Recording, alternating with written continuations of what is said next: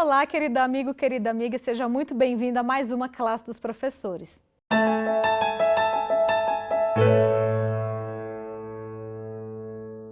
Antes da gente começar o estudo da nossa lição, você já sabe, eu vou pedir a sua ajuda para divulgar o projeto da classe dos professores.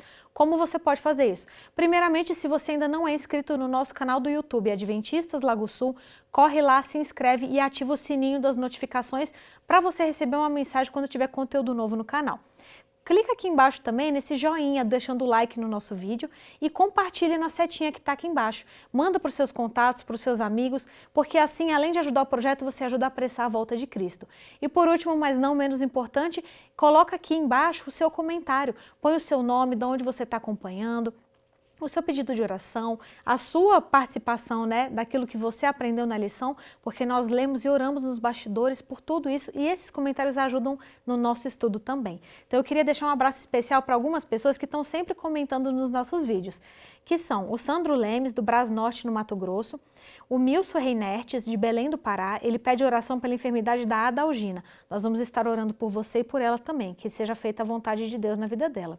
A Alderina Silva dos Reis pede oração pelo André Farias, na Bahia, que está mergulhado nas drogas e no álcool, que infelizmente é um problema que muitas famílias têm enfrentado no mundo. O José Rodrigues pede oração por ele e pela sua família. E o Antônio Carlos, de Figueira da Foz, em Portugal, que está acompanhando a gente. Muito obrigado pelos comentários de vocês. Então, eu vou pedir agora, vou apresentar os nossos professores para vocês. Lá na pontinha a gente tem o Dalmo. Bem-vindo, Dalmo. Prazer estar aqui nessa lição também para estudar sobre o Senhor ouve e liberta. Amém. O Dalmo é membro aqui da Igreja Adventista do Lago Sul e ele é o diretor do Clube de Desbravadores Arcanjos da Luz. Então você mora na região, seu filho está ocioso, domingo de manhã, Desbravadores é o lugar para ele. Nós recebemos pessoas de todos os lugares, é uma atividade maravilhosa, eu sei porque eu fui desbravadora, amei e se eu pudesse eu seria desbravadora de novo. Do lado dele a gente tem a nossa querida Cris. Bem-vinda, Cris. Obrigada, muito bom estar aqui para a gente estudar mais uma vez a Palavra de Deus. Amém. A Cris é diretora do Departamento de Adolescentes aqui da Igreja Adventista do Lago Sul. Então, traz o seu adolescente, ele vai estar em boas mãos. Ela é membro da Igreja Adventista do Lago Sul também. E do lado dela, por último, mas não menos importante, nosso querido Romeu. Bem-vindo, Romeu. Aqui de volta, mais uma vez visitando por aqui. Como eu disse, já estou em casa. Graças a Deus, e tá mesmo. O Romeu é da Igreja Central de Brasília e ele também é líder do movimento jovem, dos jovens adventistas e do Clube de Desbravadores. Eu sou a Jéssica, sou membro aqui da Igreja Adventista do Lago Sul. Então, para a gente começar, eu vou convidar todos para nós fazermos uma oração. Querido Deus e Pai, muito obrigada, Senhor, por todas as bênçãos maravilhosas que o Senhor nos dá. Obrigado porque o Senhor nos ama, obrigado porque o Senhor tem misericórdia e obrigado porque o Senhor deixou materiais maravilhosos como a lição para que nós possamos aprender cada vez mais de Ti e termos a nossa comunhão diária. Por favor, abençoe esse estudo, que tudo que seja falado aqui seja para a honra e glória do Teu nome e, acima de tudo, de acordo com a Tua vontade. Que o que seja falado seja, na verdade, a Tua mensagem sendo apenas trazida através de nós. Isso é o que eu te peço e te agradeço em nome de Jesus. Amém. Lição de número 4. O título da lição é O Senhor ouve e liberta. E aí, esse título é um título extremamente confortante, Infelizmente, a gente tem uma crença que tem se espalhado pelo mundo de que o nosso Deus é um Deus impessoal. É um Deus que veio, criou, foi embora, fica só observando e não interfere. Mas a gente vê que o livro de Salmos vem para trazer justamente para desbancar isso, essa mentira, essa falácia, mostrando que o nosso Deus é um Deus que, na verdade, está conosco, ouve as nossas aflições e nos liberta, nos ajuda. Tanto é que nos libertou do pecado e da morte, que era o que a gente merecia, o que a gente merece. E o nosso verso para memorizar, que é lindíssimo, fala justamente sobre isso. Então, se você ainda não buscou a sua Bíblia, pausa o vídeo agora, vai lá, pega a sua Bíblia, volta. Vamos abrir juntos em Salmos 34, verso 17, que é onde está o nosso verso para memorizar dessa semana, que diz assim: Clamam os justos, e o Senhor os escuta e os livra de todas as angústias. E olha só que lindo, A gente tem um Deus que escuta, que ouve todas as nossas angústias. E a gente sabe que uma das características de Deus é que Ele é um Deus onisciente, o que significa que Ele sabe de todas as coisas, inclusive antes mesmo que elas aconteçam. Ô Dalmo, mas eu vou te perguntar uma coisa, porque assim como Deus conhece o nosso lado bom e as coisas boas, Ele também conhece o nosso lado obscuro, né? Isso não é meio assustador, não? Então, Jéssica, se a gente analisar na nossa perspectiva, eu, Dalmo, teria me destruído, porque conhecendo esse lado, não teria misericórdia dessa pessoa. Não, Dalmo não merece, né? E a gente percebe o fato de Deus me conhecer e me resguardar e não me destruir, apesar de mim, isso traz conforto. O Salmo 139 vem trazendo aqui dessa onipresença dele, e a gente sabe que ele é onipresente, onisciente, onipotente, e não há lugar nesse mundo que eu possa me afastar dele. Essa imagem que tem aqui em Salmo 139, né, que no mais profundo abismo ele vai estar lá. A gente tem Davi, né, quando ele precisou se esconder, Deus se escondeu também junto com ele e cuidou dele, né? Então ele também tem isso para comigo, para com cada um de nós, né? Deus procura, eu anotei aqui, né? Deus procura me guardar e estar sempre pronto ao quê? A me atender. Então ele não só procura pela gente, mas ele procura guardar a gente e atender os nossos anseios, né? É só a gente se colocar na mão dele. E ele não precisa de raio-x, o título da lição diz aqui, né? Meus ossos não te foram encobertos. Ou seja, Deus conhece mesmo o meu coração e cada pensamento e o que eu precisar. Então, eu posso colocar na mão dele e saber que, apesar do meu lado sombrio, ele está disposto a fazer esse lado virar uma luz. E a gente pode o quê? Transbordar essa luz, né? Para outros. Amém. E a gente vê que Deus, Ele cuida ativamente de nós, né? Como a gente até começou falando, né? Nós não temos um Deus que simplesmente criou e foi embora. Nós temos um Deus presente, né? Imanente, que está ali, que ouve as nossas aflições e Ele cuida de nós. Mas, Roma, eu te perguntar, como assim, na prática, o que significa esse cuidado? Como que Deus cuida da gente na vida real, na prática, aqui nas nossas vidas do cotidiano? A lição ela traz esse aspecto, como Deus se envolve com a nossa vida, mostrando o ponto realmente prático do cuidado de Deus em aspectos realmente cotidianos, né? De segurança, de cuidado, e muitas vezes há tantos livramentos que Deus realiza na nossa vida que nós sequer podemos imaginar. Nós não sabemos o que Deus está agindo, do que Ele está nos protegendo, do que Ele está nos livrando, mas nós temos a plena certeza de que esse cuidado dele por nós é um cuidado sempre presente e que Deus está disposto a estar conduzindo a nossa vida de acordo com o seu propósito, né? E a gente percebe o exemplo do salmista, de que o salmista confiava no cuidado amoroso de Deus. Ele entendia essa presença mais próxima de Deus como um Deus amoroso, que atua na vida dele diretamente com um propósito muito bem definido. E ao trazer esse exemplo para nós, por meio desses escritos tão bonitos, essa poesia, né, do Salmo 40, o Salmo 139, que o Dalmo mencionou, a gente percebe isso um exemplo para que nós façamos o mesmo também, para que nós entendamos que Deus é um Deus próximo e Ele quer se relacionar conosco de uma maneira próxima, tanto no cuidado, quanto nessa amizade, proximidade, é o que a gente fala muito sobre desenvolver um processo de intimidade com Deus, de fazer com que Deus esteja presente em cada detalhe da vida. E é incrível que a gente vive num mundo, né, que infelizmente, desde que o pecado entrou no mundo, o que não falta no mundo são adversidades, né? E aí a gente fica nessa expectativa, porque às vezes quando tá tudo dando até muito certo, a gente começa a ficar até com medo, né? Que a gente fala, nossa, tá dando tudo tão certo, daqui a pouco vai vir uma que eu não tô preparada, não tô esperando. E infelizmente no mundo que a gente vive, né, a gente nunca está completamente à vontade, porque a gente sabe que a qualquer momento, mais cedo ou mais tarde, pode vir uma cacetada que a gente não está esperando. E aí, às vezes, a gente tem uma certa dificuldade de enxergar esse cuidado de Deus, né, Cris, na nossa vida. A gente tem essa incapacidade, muitas vezes, de enxergar isso. Como é que o livro de Salmos ajuda a gente a conseguir, mesmo quando a gente não está vendo, porque muitas vezes a gente encara a presença de Deus na nossa vida só como livramento, né? Verdade. Então, quando Deus não te livra daquela situação difícil, parece que Deus então não está te ouvindo, parece que Deus não está ali. Como é que o livro de Salmos ajuda a gente nisso? Então, é tão bom reconhecer, né, que Cristo está combatendo as nossas batalhas, que mesmo quando a gente não percebe sua atuação, Ele está lá. O Dalmo já falou, Ele está nas profundezas, né? Então, assim, não tem lugar que a gente esteja que Deus não possa nos alcançar. Não tem problema que você esteja passando que Deus não possa te ajudar, né? Então, assim, o livro de Salmos, ele vem trazendo... É tão legal quando a gente começa a ler, porque ele traz várias identidades de Cristo, né? como um rei poderoso ali guiando uma nação. Depois ele traz também como um Deus amoroso, benevolente. A gente vê Deus como um pastor de ovelha, que não deixa faltar água, não deixa faltar o alimento, o direcionamento das ovelhas. Então, é muito bom ver isso, né? Que não tem problema no mundo que Deus esteja lá, assim, não, eu vou ficar de braço cruzado e você se vira aí. Não tem esse problema. E aí eu achei interessante e até lembrei de uma experiência que eu tive, porque no Salmo 17:8 vem falando assim, guarde-me como a menina dos olhos, esconde-me como a sombra das tuas asas. E aí aqui a proteção divina vem em forma de uma metáfora, né? Na sombra das tuas asas. Eu não sei se vocês já tiveram o desprazer de tirar um pintinho da asa debaixo da asa da galinha. É uma confusão. É uma confusão. E certa vez, aí eu lembrei, quando eu li, eu tive essa experiência. Eu criança, fui para casa da minha tia, em Palmas, né, em Tocantins. E criança não tem o que fazer, né, meu primo lá.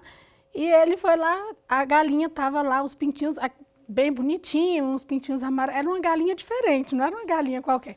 E a gente achou muito lindo aqueles pintinhos. E aí meu primo, você tem coragem de pegar? E eu, claro. Um menino me desafiando, eu, claro que eu tenho. E eu fui. Gente, eu nunca imaginei o jeito que aquela galinha correu atrás de mim, sabe? Então, assim, quando eu li, eu lembrei e eu falei, gente, se uma galinha, né, cuida do filhote dela daquele jeito, como é que é o amor de Deus? Quando retrata assim, debaixo das suas asas, é isso. Se uma galinha foi lá, atrás do seu filhote, Deus, eu tenho muito mais valor do que um pintinho, do que um passarinho, né? Então, ele certamente, ele está ali cuidando de mim, ele está ali, mesmo quando eu não consigo. Às vezes a gente está tão afogado no problema, a gente fica focado no problema que a gente não vê o agir de Deus. Como também o Romeu já falou, né? Às vezes a gente não consegue perceber a imensidão do que Deus está nos protegendo, dos livramentos que Deus está nos dando. Então, o livro de Salmos, ele vem trazendo todas essas características e todos esses aspectos de Deus para a gente. E que lindo, né? Quem nunca viu aquela história, né, do incêndio que teve, e aí alguém viu, né, uma galinha morta, e na hora que virou a galinha, os pintinhos estavam todos vivos embaixo da asa da mãe, né? Sim. Então você vê, ela da mesma forma, né, que Jesus deu a sua vida, a mãe lá também. Então se um animal, né, consegue ter esse amor de dar a própria vida para salvar os pintinhos, que dirá o Deus, né, que criou tudo, que nos ama tanto. E quando a gente vê essa questão do cuidado, a gente lembra muito, uma história muito famosa, que a gente usa muito, conta muito na igreja, é justamente da trajetória do povo de Israel, né? A libertação do povo de Israel, a trajetória deles no deserto e a forma como a qual Deus cuidou deles. Primeiramente usando, né, as 10 pragas, que foram milagres, né, para tirá-los de lá, convencer o faraó a deixá-los ir. Depois, quando o faraó foi atrás perseguindo, abrir o Mar Vermelho, e a gente tinha inúmeras demonstrações do cuidado de Deus, né? Era a coluna de fogo à noite para iluminar o caminho, para esquentar, a coluna de nuvem durante o dia, e as sandálias dos pés que não se gastavam. E a gente faz muito esse paralelo, né, Dalmo, com a gente hoje, né? O povo de Israel e o povo da igreja, que somos nós hoje, né? Jéssica, ainda um pouquinho sobre Israel, né? Sobre o Êxodo. Os cientistas tentam dizer que tinha alguma coisa lá no mar, que ele ficou vermelho porque eram umas algas, depois foi um vento forte que abriu. Mas se a gente parar para pensar, além das 10 pragas, Deus guiou aquele povo por 40 anos no deserto. E a gente imaginar o seguinte, ainda que as 10 pragas fossem uma ciência, e aí se a gente entrasse na questão do filho do primogênito, o que a ciência vai dizer, né? Mas tudo bem, vamos ver o que a ciência vai dizer no primogênito. Mas, enfim, por mais que eles tentam cientificamente provar algumas coisas, a questão do primogênito já dá um problema. Depois de 40 anos no deserto, um monte de gente, e Deus cuidando, e a alimentação no deserto, que você vai comer o quê? Poeira. Vai comer, a farinha é areia, sei lá, calango, não sei. 40 anos, aquele tanto de gente. E a roupa? E a roupa Que não desgastava, a né? gente percebe que Deus também cuidou. Isso traz pra gente hoje, porque nós estamos o quê? Rumo a Canaã. E nosso trajeto está demorando mais do que 40 anos. né? A gente percebe que está demorando, e às vezes a gente vai enfrentar algumas coisas difíceis. Coincidentemente, essa lição, né, de quarta-feira aqui, coincide com 1 ano que meu pai faleceu, né? Tem 1 ano que meu pai faleceu e assim, a gente imaginar que eu estava num momento de alegria, porque era o casamento do meu filho no dia 22 e no dia 25, né? Aqui é 24, né? Seria no dia 25. Meu pai vem a falecer. E aí a gente fez assim, caramba, mas nessa hora que a gente está na alegria e tal, e a gente percebeu o cuidado de Deus. Eu tenho 2 irmãs que moram nos Estados Unidos e por acaso elas estavam juntos. Então os irmãos estavam todos juntos. A minha mãe estava toda junto.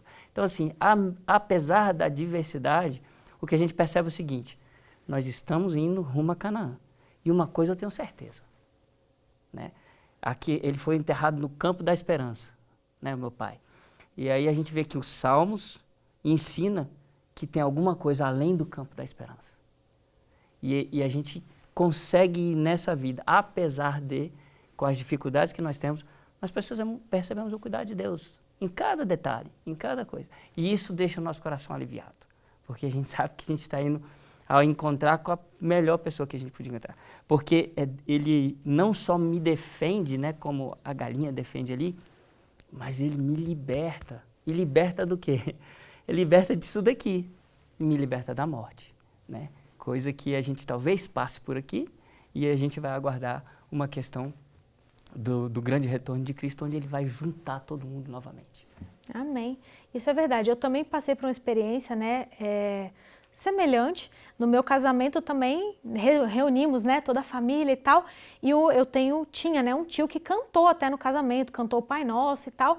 E a gente ficou muito feliz. Ele até cantou na inauguração da igreja, né, gostava muito, participava. E 1 mês depois do casamento ele morreu num acidente, num incêndio, que era uma coisa que a gente não estava esperando, né? Mas eu lembro que assim, uma das primeiras coisas que eu pensei foi justamente isso. Eu falei, gente, Deus é tão misericordioso que ele deu a oportunidade de 1 mês antes daquilo, a gente reunir a família toda, comemorar, todo mundo se ver. Como ele morava em São Paulo, né? São Paulo na época ele estava em Curitiba. Meu outro tio mora em São Paulo, então já tinha um certo tempo que a família não se via, né? Então a gente também conseguiu, foi a primeira coisa que eu pensei, eu falei, gente, Deus é tão bom que ele deu a oportunidade da família toda se reunir uma última vez.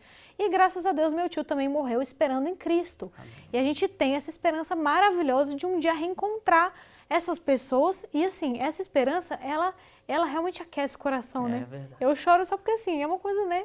A gente fica emocionado, mas quando meu tio faleceu, eu vi a importância dessa esperança, porque eu ainda não tinha perdido ninguém, eu tinha perdido a minha avó, não foi muito tempo antes, né? E ali eu senti realmente a diferença de uma pessoa que espera em Cristo e de uma pessoa que não espera, porque durante o enterro eu ficava o tempo todo pensando, né? Eu falava, não, eu ainda vou ver essa pessoa. Você imagina uma pessoa que não tem essa esperança, entendeu? O desespero. Se a gente já fica desesperado, né, mesmo tendo a esperança, você imagina uma pessoa que acredita que aquilo ali é definitivo, é o fim, você nunca mais vai ver. Então, graças a Deus, eu nunca passei por esse desespero, né? Sempre tive a esperança e temos a esperança. A gente não sabe aqui na Terra se nós vamos estar vivos, né, quando Cristo voltar, ou se ele vai nos chamar à sepultura antes disso. Ele conhece cada um. A minha mãe mesmo, ela falou que ela ora muito, né? Ela fala, ai, Senhor, que ela morre de medo da perseguição, né? Aí ela ora, ela fala, ai, Senhor, se o Senhor souber que eu não vou ter força para resistir à perseguição, então o Senhor me conhece, o Senhor me leva antes. Então eu acredito que em alguns casos realmente seja o momento, Deus vê, a gente sabe que nós estamos assim nas horas finais desse mundo aqui, o mundo está acabando. E a gente gasta tempo se distraindo com tantas coisas, né? E o mundo está acabando. E Deus está chamando muitos que Deus sabe, às vezes, que não teriam a força, né, de resistir, mas que estão prontos agora. E essa também é a minha oração, porque às vezes a gente acha que é muito forte, né? Fala, não, eu vou estar lá na hora que começar a perseguição, eu vou estar firme e forte. Você não sabe, a gente não sabe. Por isso que a gente tem que se preparar a cada dia. E aí a lição traz uma coisa interessante aqui, um comentário que eu não tinha parado para pensar, que eu achei muito diferente. Que é falando justamente que o auxílio de Deus nas nossas vidas também vem através do santuário. E eu nunca tinha parado para pensar nisso, né? Porque a gente estudou muito sobre o santuário. O santuário realmente, a gente sabe, né, que ele ele fala justamente sobre a salvação, né, a transferência do pecado, mas a gente está tão acostumado a ler como é que era a rotina do santuário, de sacrifícios, né, e sacrifica esse animal e não sei o quê, e põe a mão ali, confessa os pecados e asperge lá na cortina e coisa e tal. Como assim, Rômulo? Explica melhor pra gente, como que o auxílio de Deus, ele vem através do santuário? Ele traz aqui essa reflexão a respeito do santuário, mostrando esse aspecto simbólico, né? O santuário, ele reflete todos esses símbolos do plano de salvação, mas a lição amplia um pouquinho ainda esse aspecto ao a gente considerar o santuário como sendo a própria morada de Deus, né? E o salmista coloca esse aspecto de o santuário, essa comparação, essa diferença da santidade do santuário para a nossa vida, e a gente entender esse santuário como sendo o lugar em que nos encontramos com Deus e o lugar onde nós podemos adorá-lo, né? Então a gente percebe no santuário todos esses simbolismos, né? Os sacrifícios apontam para Cristo, os móveis ali, né? O candelabro é Jesus como a luz do mundo, a mesa dos pães, o pão, enfim.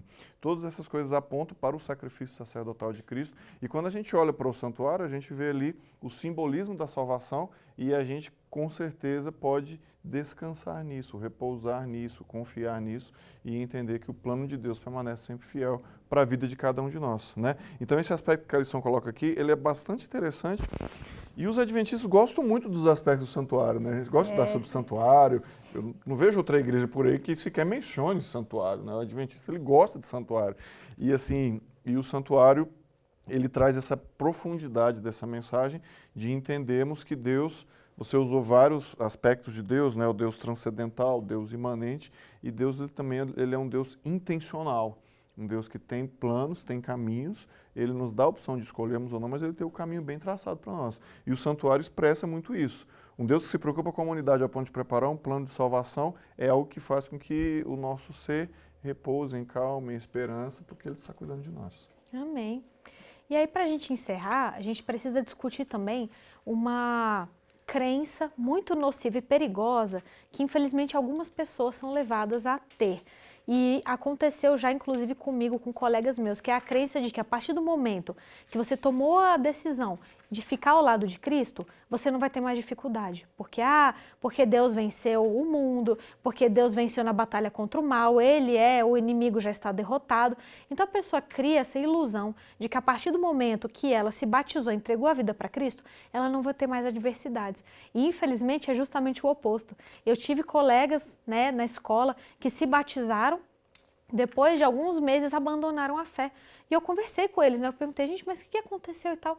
Eles falaram, não, porque eu achava que quando eu me batizasse, aquilo ali ia ser o ápice da minha vida espiritual. Eu acabei de entregar minha vida para Cristo. Agora Cristo não tinha que me defender, me proteger, e aí parece que foi só eu batizar que minha vida virou um inferno. Eu comecei a sofrer um monte de tentação, eu fui mandado embora do trabalho, começou tudo a dar errado. Então que Deus é esse que me chama para ficar com Ele, para me batizar, e aí a partir do momento que eu assumo o compromisso com Ele, minha vida vai de mal a pior?